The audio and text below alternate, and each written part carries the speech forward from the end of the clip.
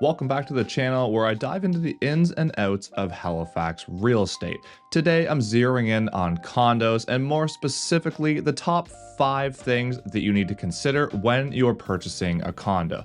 So whether you're a first-time home buyer or maybe a senior looking to downsize, or maybe you're looking for a rental unit, this video is packed with essential tips for you.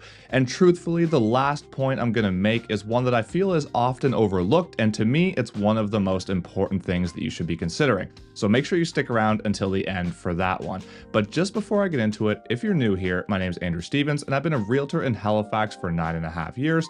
And if you want to be educated on the Halifax real estate market, then this is the channel for you. So hit that like button and hit that subscribe button. And if you want to book a call or meet with me to chat about real estate, you can do so anytime in the Calendar link below in my description at a time when it's convenient for you.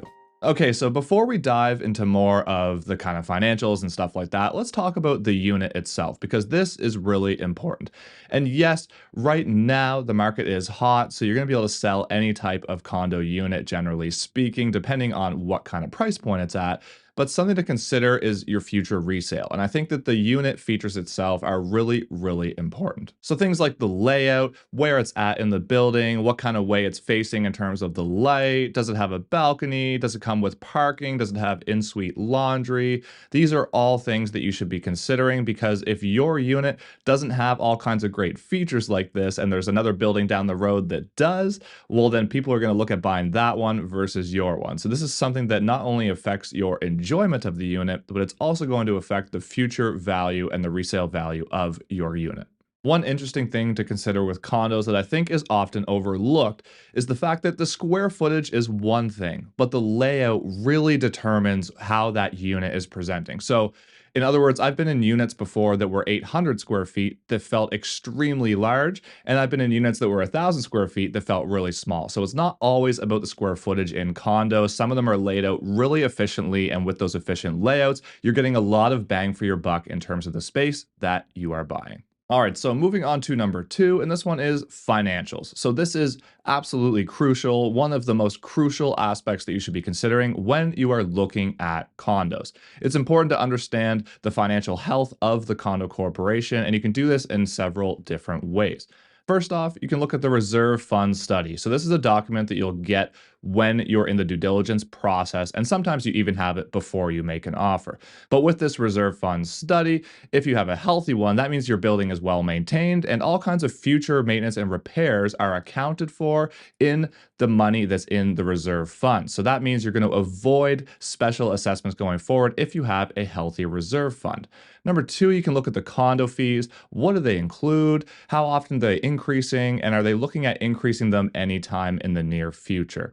And last but not least, you definitely want to look at the budget as well for that year, how it's panning out, and how does that compare to how much money is in the reserve fund. So all these things should be looked at by obviously you, but also your realtor, and you want to have a lawyer review these documents as well. And not just any lawyer, you want to have a lawyer that knows a lot about condos and they're really well versed in condo sales. One thing that I always look at that goes hand in hand with these financial statements is who is the property manager. Because if you have a good property manager, that generally means the building is going to be well maintained and the reserve fund is going to be healthy and all will be well with the condo corporation. Next up, let's talk about bylaws. So this is something that every condo corporation is going to have, and they're basically the rules that you must abide by if you're living in this condo.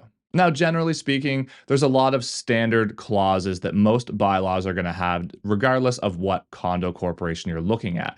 But they do vary from corporation to corporation. So these can include things like pet policies, they could include barbecue policies, whether you can smoke on your balcony or not, even things like how you can rent out your unit, whether it's short-term or long-term, and even things like how you can decorate your own balcony. So it's important to know that these things align with your lifestyle. The last thing you want is to buy a condo and then move in and then realize, oh, you can't bring your dog with you. Or, oh, I'm a smoker and I can't smoke on my balcony and I thought that I could. So these are all really important things to know. And if you're an investor looking for a short-term rental, and then all of a sudden you buy this unit and then you see the Airbnb policy and the minimum rental is 30 days, so you can't really Airbnb unless it's a 30-day stay.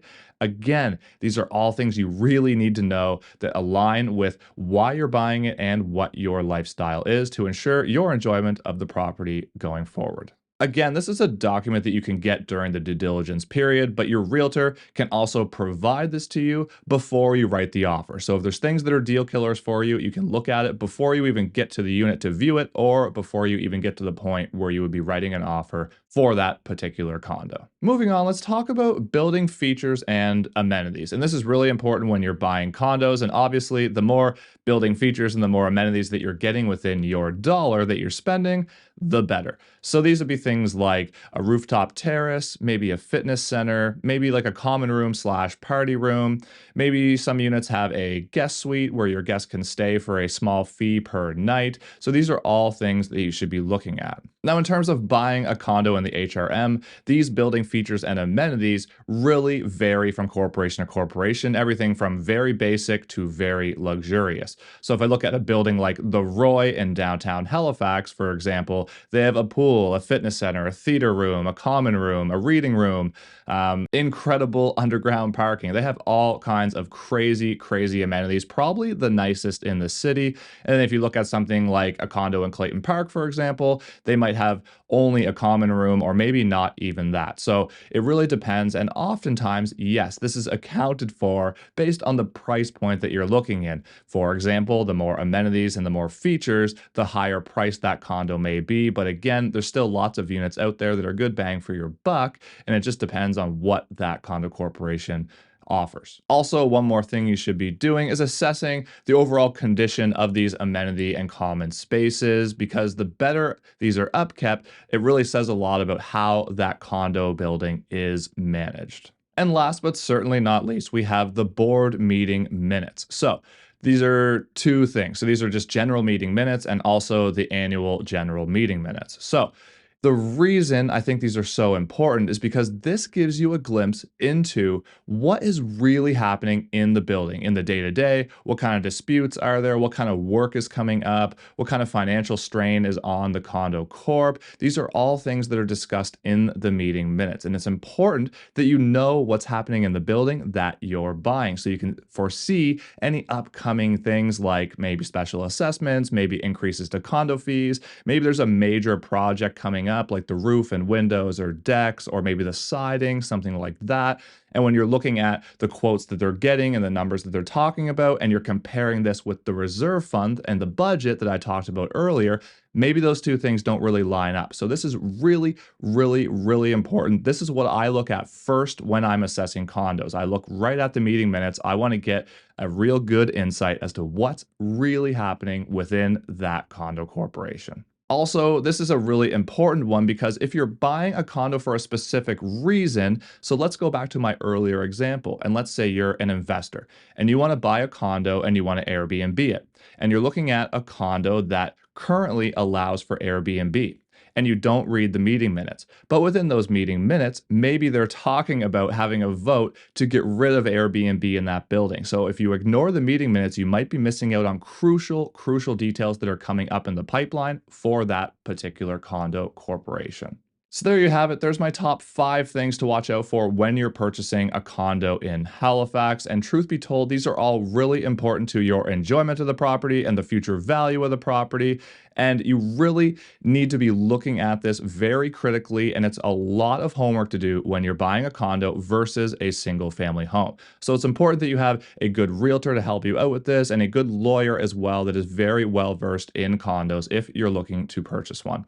Now, if you got any value out of this video, all I ask is that you hit that like button and you hit that subscribe button so you don't miss any of my future videos. And that'll help push this out to more people like you who may be interested in being educated on the Halifax real estate market. And until next time, thank you so much for watching. I really appreciate your support, and have a great day.